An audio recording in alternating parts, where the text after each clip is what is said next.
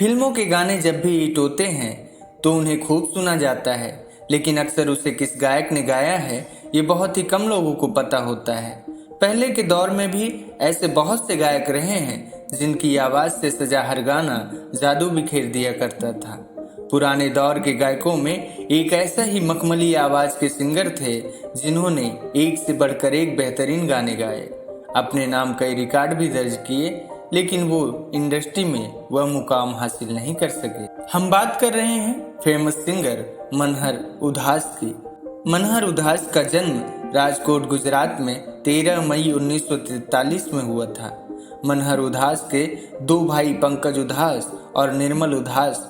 मनहर उधास अच्छे परिवार से ताल्लुक़ रखते थे और उनके पिता चाहते थे कि वो पढ़ लिख कर अच्छी जॉब करे। ऐसे में मनहर उधास ने मैकेनिक इंजीनियरिंग की पढ़ाई की और मुंबई में जॉब की तलाश करने लगे।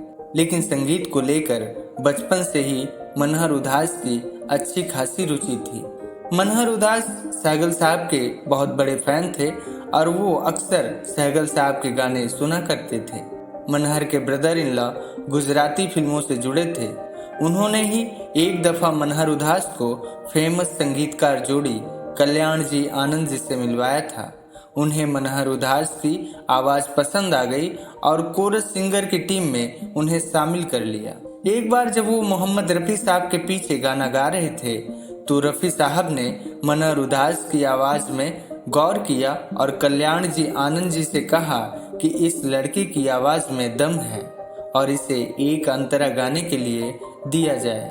इसके बाद फिल्म राजा साहब में मनहर उधास को गाने का मौका दिया गया और यहीं से उनका कैरियर गायक के तौर पर शुरू हो गया।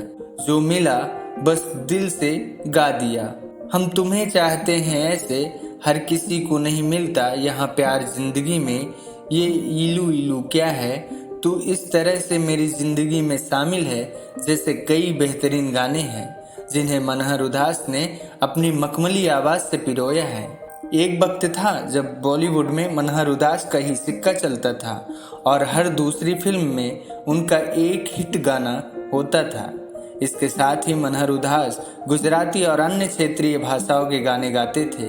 साथ ही भजन गाने के साथ ही विदेशों में भी शोज किया करते थे। सरल स्वभाव वाले मनहर उधास को कभी भी फेम की भूख नहीं थी। बॉलीवुड के बेहतरीन गाने के बावजूद उन्होंने कभी किसी की चापलूसी नहीं की। उनके सामने जो बेहतर प्रस्ताव आए उन्होंने किए। यही कारण रहा कि वे चकाचौंध भरी मनोरंजन की दुनिया में गुमनाम से रहे। वहीं दूसरी तरफ उनके छोटे भाई पंकज उधास ने मनोरंजन की दुनिया में गजल गायक के तौर पर काफ़ी प्रसिद्धि हासिल की।